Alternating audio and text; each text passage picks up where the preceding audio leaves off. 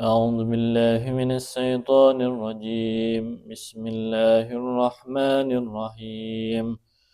قالوا نريد أن نأكل منها وتطمئن قلوبنا ونعلم أن قد صدقتنا ونكون عليها من الشاهدين.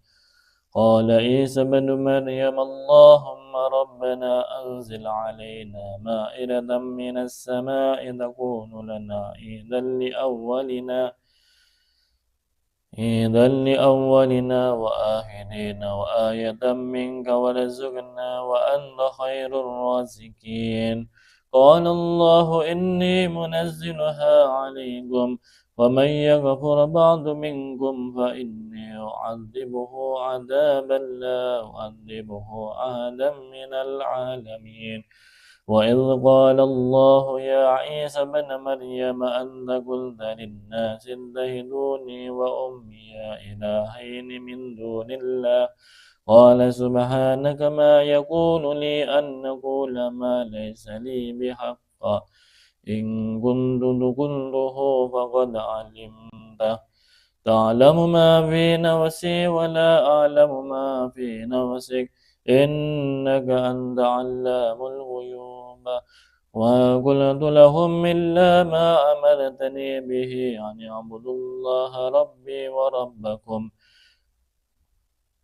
ما قلت لهم إلا ما أمرتني به أن اعبدوا الله ربي وربكم وكنت عليهم شهيدا ما دمت فيهم فلما توفيتني كنت أنت الرقيب عليهم وأنت على كل شيء شهيد.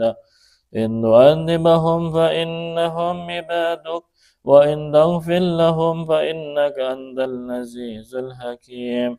قال الله هذا يوم ينفع الصادقين صدقهم لهم جنات تجري من تحتها الأنهار خالدين فيها أبدا رضي الله عنهم ورضوا عنه ذلك الفوز العظيم.